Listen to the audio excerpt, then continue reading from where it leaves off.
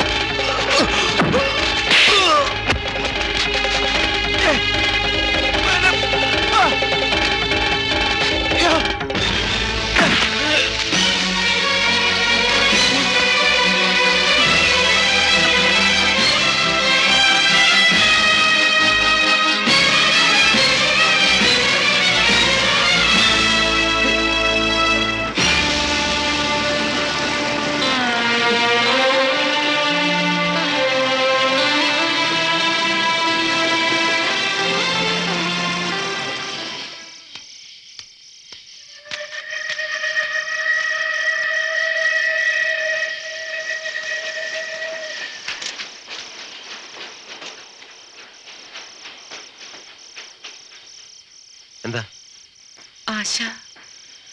ആശയ്ക്ക് എന്ത് പറ്റി?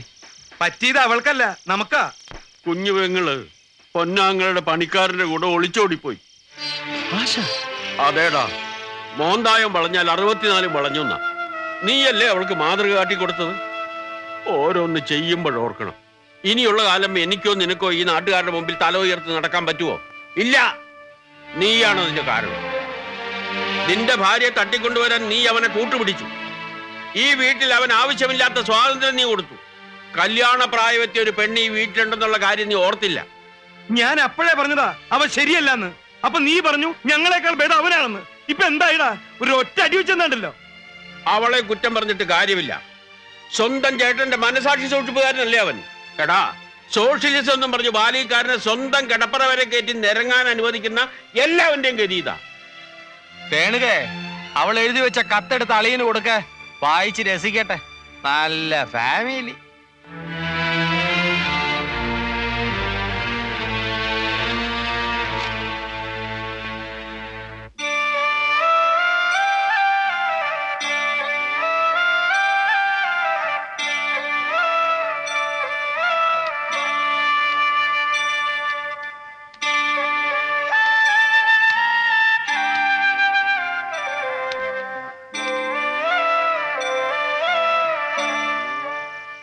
അച്ഛാ,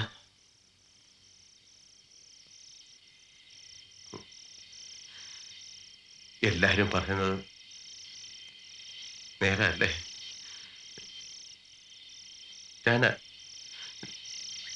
ഞാൻ കാരണോ? അല്ല, ഇന്നതൊക്കെ അനുഭവിച്ച് ഞാൻ മരിക്കാൻ പാടുള്ളൂ എന്നുണ്ടാവും. എവിടെ പോയാലും എന്റെ മകൾ സുഖമായിട്ട് ജീവിച്ചാ മതിയായിരുന്നു. മോനിങ്ങ് വാ.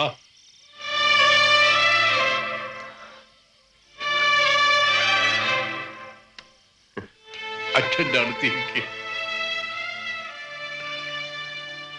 എടാ, നീ വിഷമിക്കരുത്. എല്ലാം മനസ്സിൽ ഒതുക്കിക്കൊണ്ട് എല്ലാവർക്കും വേണ്ടി നീ കഷ്ടപ്പെടുന്നത് ഞാൻ കാണുന്നുണ്ട്. എന്റെ മോൻ ഒരു തെറ്റും ചെയ്തിട്ടില്ല.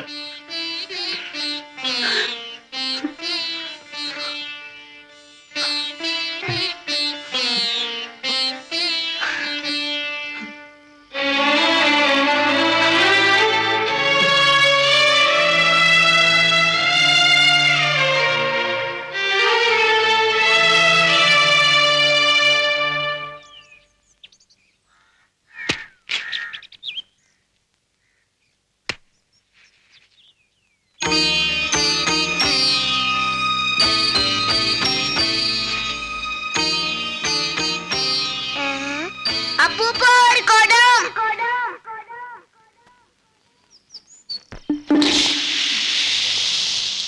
ഇവന്റെ ചേട്ടൻ ഒരു നാറിയും, പക്ഷേ ഇവൻ പാവം. ബുദ്ധി ഉദിച്ചത് ഈ അടുത്ത കാലത്താണെന്ന് മാത്രം. പുണ്യം കിട്ടാനും നല്ലല്ലോ നമ്മൾ ജോലി ചെയ്യുന്നേ. നല്ലൊരു ഏരിയയിൽ ട്രാൻസ്ഫർ കിട്ടാൻ ഇപ്പൊ രാഷ്ട്രീയക്കാർ ചോദിക്കുന്ന കാശ് എത്രയാ? അത് നമ്മളെങ്ങനെ മുതലാക്കും? ഞങ്ങൾ ഒരു ദിവസം വന്ന് മലിനീകരണം പൂച്ചപ്പെരാന്നൊക്കെ പറഞ്ഞൊരു വിരട്ടിയതാ. ഇവനാള് സ്വപ്പ കള്ളനാ. പണമില്ല, നാടാകെ കടമാണെന്നൊക്കെ പറഞ്ഞൊരു കാര്യത്തിൽ അഭിനയിച്ചു. ചെയ്യേണ്ടത് ചെയ്താലേ ഇവനൊക്കെ തോന്നേണ്ടത് തോന്നും. ഇപ്പൊ കാശ് എവിടുന്ന് വന്നു?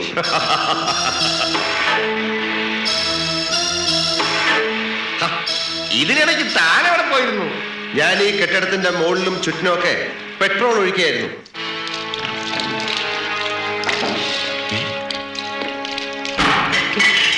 അപ്പുറത്ത് പുഴയാണ്, അടുത്തെങ്ങും വീടുകളുമില്ല. നീയൊക്കെ ഇവിടെ കിടന്ന് നിലവിളിച്ചാൽ പോലും ആരും കേൾക്കില്ല. എന്റെ മുമ്പ് രണ്ട് വഴികളേ ഉള്ളൂ. ഒന്ന്, എന്റെ ഫാക്ടറി തുടങ്ങാൻ ആവശ്യമായ ഈ സർട്ടിഫിക്കറ്റുകൾ നിങ്ങൾ ഒപ്പിട്ട് തരിക, അല്ലെങ്കിൽ ഞാനും നിങ്ങളും ഈ കെട്ടിടവും ഇവിടെ കത്തിച്ചാമ്പലാവും. തമിഴ്നാട്ടിൽ തകരമടിച്ച തല്ലിപ്പൊളി ഷെഡുകളിൽ ആയിരക്കണക്കിന് ചെറുകിട ഫാക്ടറികൾ പ്രവർത്തിക്കുന്നു, ഒരു കുഴപ്പമില്ലാതെ. മഹാരാഷ്ട്രയിലും ഗുജറാത്തിലും എത്രയോ വീടുകളുടെ ടെറസിൽ പോലും ഉണ്ട് ചെറിയ ചെറിയ യൂണിറ്റുകൾ. ഈ നാട്ടിൽ മാത്രം നിങ്ങളെപ്പോലുള്ള ദ്രോഹികൾ കാരണം ആർക്കും ഒരു സ്ഥാപനം തുടങ്ങാൻ സാധിക്കുന്നില്ല. നമ്മുടെ നാട്ടിലെല്ലാം ഉണ്ട്, തൊഴിലാളികൾ, അസംസ്കൃത വസ്തുക്കൾ, പണം മുടക്കാൻ ആൾക്കാർ. എന്നിട്ടും നമ്മുടെ നാട് ഒരു കൺസ്യൂമർ സ്റ്റേറ്റ് ആണ്. എന്തുകൊണ്ട്? നിങ്ങൾ കാരണം, നിങ്ങളുടെ നിഷേധാത്മക സമീപനം കാരണം. ദ്രോഹികൾ, റാസ്കൽസ്, 100 പ്രശ്നങ്ങൾ പറഞ്ഞ് എന്റെ ഈ ഫാക്ടറി തുടങ്ങുന്നത് തടസ്സപ്പെടുത്തിയിരുന്ന നിങ്ങൾ 25,000 50,000 ഒക്കെ ഞാൻ കൈക്കൂലി തരാമെന്ന് പറഞ്ഞപ്പോ എന്റെ പുറകെ പട്ടികളെ പോലെ വാലാട്ടി വന്നു അല്ലേ? 5 രൂപയല്ല എന്റെ കയ്യിൽ. മനസ്സിലായോ? ഒപ്പിടാ, ഒപ്പിടാ.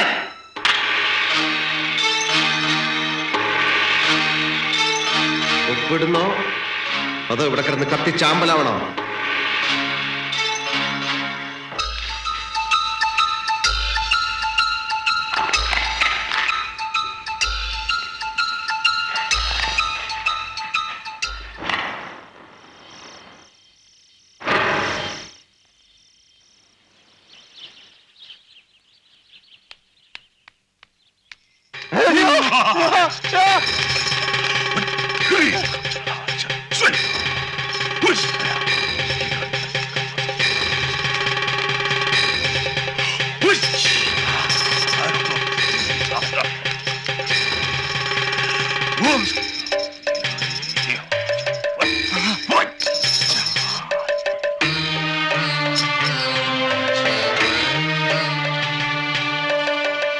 എന്താ എന്താ ഇവിടെ? സുഗതനെ നശിപ്പിക്കാൻ ഈ മഹാഭാവി ഗൂഢോത്രം ചെയ്ത് കുഴിച്ചിട്ടു. കുട്ടികൾ മണ്ണുവാരി കളിച്ചപ്പോ കുഴിച്ചിട്ട ചെമ്പോടെ കിട്ടി. ശത്രുവിനെ നിഗ്രഹിക്കാനുള്ള ശക്തി നാം ഈ തേങ്ങയിലേക്ക് ആവാഹിച്ചിരിക്കുകയാണ്. തൊട്ടു പ്രാർത്ഥിച്ചോളൂ. തേങ്ങയിൽ തൊട്ട് പ്രാർത്ഥിച്ചോളൂ. എന്നെ കൂടോത്രം ചെയ്ത് നശിപ്പിക്കാൻ ശ്രമിച്ച ആ നായിന്റെ മോന്റെ തലമുണ്ട പിളർന്ന് ചാവണേ. പൂജാകർമ്മ വേളയിൽ അസഭ്യം പുലമ്പരുത്. എന്നാ മഹാന്റെ ശിരസ് പിളർന്ന് അന്തരിക്കണേ. എന്താ വല്യേട്ട ഇത്?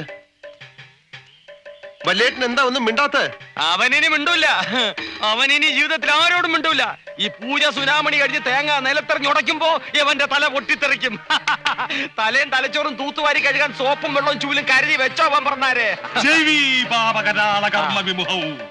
വ്യാധിം ച ധൈര്യം ചുതിം കിം. ആ കൂടോത്രം ചെയ്തവൻ ഈ പരിപാടി കഴിയുമ്പോ വിവരം അറിയുമെന്നാണ് ചേർക്കോണ സ്വാമി പറയുന്നത്. പറ സ്വാമി, പറ പറ സ്വാമി പറഞ്ഞോ. പ്രജ്ഞസ്വച്ഛമന പരാക്രമ ഗുണാൻ വൈരിക്ഷയ പ്രത്യർത്ഥി. കേട്ടോ, ആക്രമിക്കാൻ വന്നവൻ ക്ഷയരോഗം വന്ന് കൊരച്ചു ചാവുമെന്ന്. ഇപ്പൊ പറഞ്ഞോ ഏതവനാ ചെയ്തെന്ന്. സത്യം തുറന്നു പറഞ്ഞ് മുന്നോട്ട് വന്നാൽ മരണത്തിൽ നിന്ന് രക്ഷപ്പെടാം. എന്താ?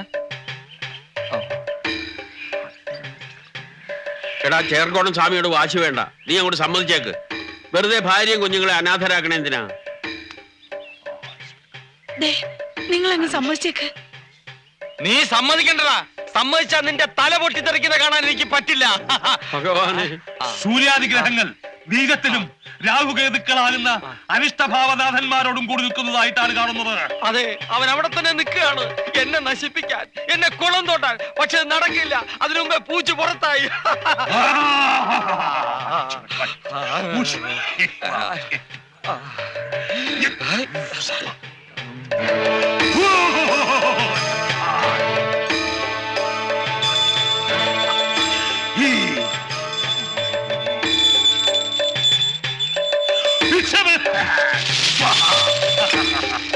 വേദമന്ത്രധ്വനികളുടെ ഊർജം ഈ തേങ്ങയിലേക്ക് ആവാഹിക്കപ്പെട്ടു കഴിഞ്ഞു.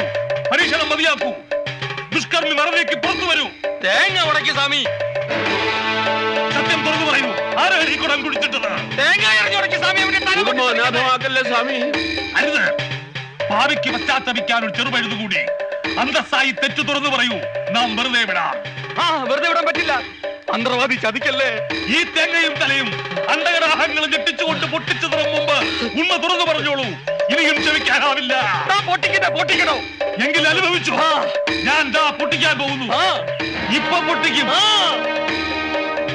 ദാ അടുത്ത നിമിഷം പൊട്ടാൻ പോകുന്നു. ഇപ്പൊ പൊട്ടും. ഇപ്പൊ പൊട്ടും. അടുത്ത നിമിഷം പൊട്ടിച്ചു പൊട്ടുന്നു. തനിക്ക് പൊട്ടിക്കാമെങ്കിൽ ഞാൻ പൊട്ടിക്കാവിടോ. അയ്യോ,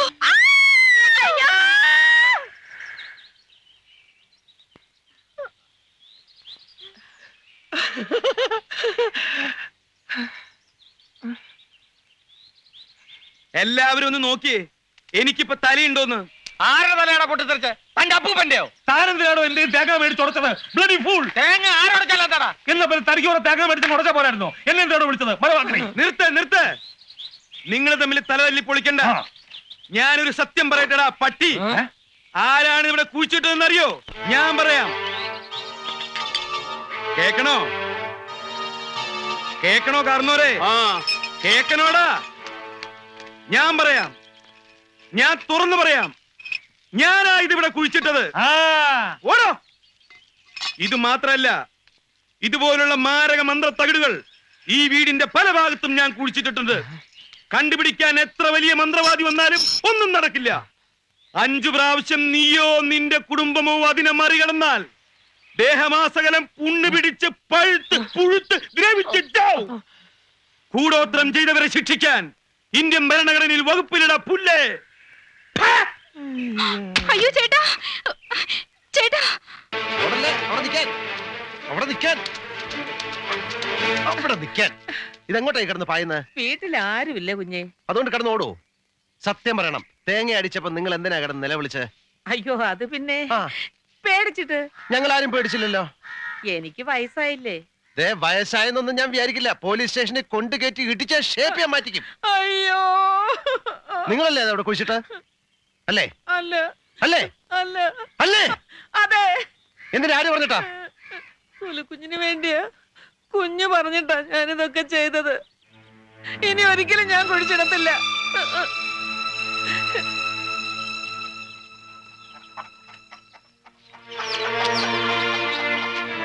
മോളെ, നിങ്ങൾ എല്ലാവരും ഇങ്ങനെ തുടങ്ങിയാൽ സുഗതനോട് ഒന്ന് പറ. ഇച്ചിരി ക്ഷമിക്കും. പിന്നെ ആരാന്റെ അമ്മയ്ക്ക് പ്രാന്ത് പിടിച്ചാ കാണാൻ നല്ല രസമായില്ലേ? ഈ നീചന്മാരുടെയും കൂടോത്രക്കാരുടെയും കൂടെ ഉള്ള പൊറുതി എനിക്ക് മതിയായി. സർക്കാർ എനിക്ക് ക്വാർട്ടേഴ്സ് തന്നിട്ടുണ്ട്. ഞങ്ങൾ അങ്ങോട്ട് പോവാണ്. അവനത് വെറുതെ പറഞ്ഞതല്ല. കേട്ടല്ലോ. ഇനി എന്തെങ്കിലും മൊഴിയാനുണ്ടോ? അപ്പൊ ഞങ്ങൾ 3 ആളും ഐശ്വര്യമായിട്ട് ഇറങ്ങുകയാണ്. നിങ്ങൾ 2 ആളും എന്റെ പുറകെ സൂക്ഷിച്ച് നടക്കണം. വാ. നിക്ക് നേരെ വഴി പോണ്ട. ഇതിലേ പോ. ആ പരമദ്രോഹി ഇവിടൊക്കെ കുഴിച്ചിട്ടിരിക്കാവും. ഓനെ നീ മറികടക്കല്ലേ, പഴുത്തു പോവും.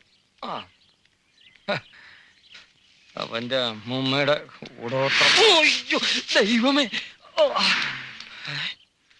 എടോ കുറുപ്പേ, എന്നെങ്കിലും ഏതെങ്കിലും കേസിൽപ്പെട്ട് നിന്നെ എന്റെ കസ്റ്റഡി കിട്ടും, അത് ഉറപ്പാ. അന്ന് നിന്റെ കർസേയായിരിക്കും കേട്ടോടാ.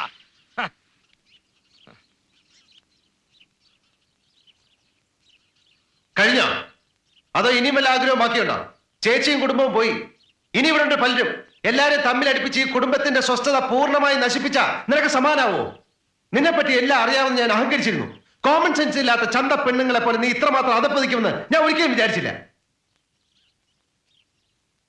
ഞാൻ അങ്ങനെ അതപ്പതിച്ചിട്ടുണ്ടെങ്കിൽ അത് സേതുവേട്ടന്റെ കൂടെ വന്നതിന് ശേഷം. എടീ, ഇപ്പൊ പറഞ്ഞല്ലോ ഞാനാണ് അവരെ തമ്മിലടിപ്പിച്ചതെന്ന്. മുഖത്തോട് മുഖം നോക്കിയാൽ കടിച്ചു കീറാൻ നിൽക്കുന്ന ഇവരെ ഞാൻ തമ്മിലടിപ്പിച്ചത്രേ. അതൊക്കെ നേരത്തെ കുടുംബക്കാരുടെ രക്തത്തിലുള്ളതാ. അക്കൂട്ടത്തിൽ നിങ്ങൾക്കെങ്കിലും കുറച്ച് വ്യത്യാസം ഉണ്ടാവും ഞാൻ തെറ്റിദ്ധരിച്ചു. ഇവിടെ ആർക്കും അറിയില്ല സ്നേഹം എന്ന വാക്കിന്റെ അർത്ഥം പോലും. എടി, കൂടോത്രം ചെയ്താലും നിന്നോട് എനിക്ക് സ്നേഹം ഉണ്ടാവാൻ പോകുന്നില്ല. സ്നേഹം തോന്നുന്ന രീതിയിൽ ഇങ്ങോട്ട് പെരുമാറാൻ പഠിക്കണം. എല്ലാരും അത് പഠിക്കണം. നീ ഉദ്ദേശിക്കുന്ന സ്നേഹം എന്തോന്നാ? നേരം വെളുക്കുമ്പോ തൊട്ട് രാത്രി വരെ നിന്നെ കെട്ടിപ്പിടിച്ചോണ്ട് ആ കട്ടിൽ കിടക്കുന്നോ? അതോ നീ പറയുന്ന പമ്പര വിട്ടിത്തരങ്ങളൊക്കെ കേട്ട് ആസ്വദിച്ച് ഒരു മണ്ടനെ പോലെ പൊട്ടിച്ചിരിക്കുന്നോ? കല്യാണം കഴിച്ചുകൊണ്ട് മാത്രം സ്നേഹം ഉണ്ടാവില്ല. നീ പറയുന്ന എനിക്കും ഞാൻ പറയുന്ന നിനക്കും മനസ്സിലാവണം. പരസ്പരം അംഗീകരിക്കാനുള്ള ഒരു വലിയ മനസ്സ് വേണം. സ്നേഹിക്കാൻ ഇങ്ങനെയൊക്കെ കുറെ നിബന്ധനകൾ ഉണ്ടെന്ന് പണ്ടൊരിക്കൽ എന്നോട് പറഞ്ഞിരുന്നില്ലല്ലോ. പറഞ്ഞാലും മനസ്സിലാക്കാനുള്ള ബുദ്ധിയുണ്ടോ നിനക്ക്?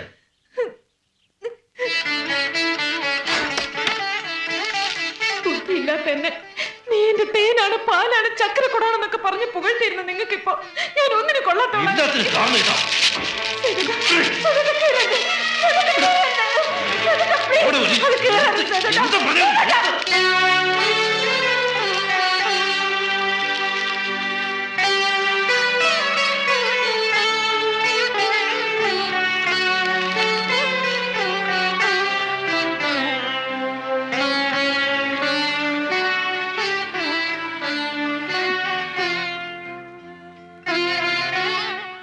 നിങ്ങൾക്കിപ്പോ എന്നോട് വെറുപ്പാണ്. എന്നോ ഒരിക്കൽ നിങ്ങൾ എന്നെ സ്നേഹിച്ചിരുന്നു. അതിന്റെ തെളിവായിരുന്നു ഈ കത്തുകൾ. ഇത് നിങ്ങൾ നശിപ്പിച്ചു. ഇനി എനിക്കൊന്നുമില്ല. ജീവിതം എന്തെന്നറിയാത്ത കുട്ടിക്കാലത്ത് ഞാൻ എഴുതി കൂട്ടിയ ചവറുകളെല്ലാം ഇത്രയും കാലം സൂക്ഷിച്ചതിന് നീ ഒരു മനോരോഗി ആയതുകൊണ്ടാണ്. റിസർച്ച് ചെയ്യുന്ന വിദ്യാർത്ഥികൾ റെഫറൻസ് ബുക്ക് നോക്കുന്ന പോലെ ബാലിശമായി ഞാൻ എഴുതിയ കത്തുകളിലെ വരികളെ കടിച്ചുപോയി കിടക്കാണ് നീ. ഒരിക്കലും അങ്ങനെ എന്തൊക്കെ പറഞ്ഞു എന്ന് വെച്ച് ജീവിതകാലം മുഴുവൻ അതിനെ ഒരു കുരിശാക്കി എന്റെ തലയിൽ കെട്ടിവെക്കാൻ ശ്രമിക്കാണ് നീ. ഇനി എന്നെ കിട്ടില്ല, മനസ്സിലായോ? എല്ലാം എന്റെ കുറ്റമാ. നിങ്ങളുടെ കൂടെയുള്ള ജീവിതം സ്വർഗമായിരിക്കും വെറുതെ ഞാൻ മോഹിച്ചു. ദുഷ്ടനാ നിങ്ങൾ, സ്നേഹമില്ലാത്തവരാ. ചിലപ്പോ നിങ്ങൾക്ക് സ്നേഹിക്കാൻ ഞാനല്ലാതെ വേറെ പെണ്ണുങ്ങൾ കാണുക. ഇത്ര ചീപ്പാണോ നീ? ഇത്ര വൃത്തികെട്ട മനസ്സാണ് നിനക്ക്? നിങ്ങൾ എന്നെ തല്ലി. ഇപ്പൊ എല്ലാം പൂർത്തിയായി. മതി, ഇനി ഞാൻ ജീവിച്ചിരിക്കില്ല. നോക്കിക്കോ. നീ എവിടെയെങ്കിലും ജീവിക്കും, മരിക്കും, എന്തെങ്കിലും ചെയ്യും.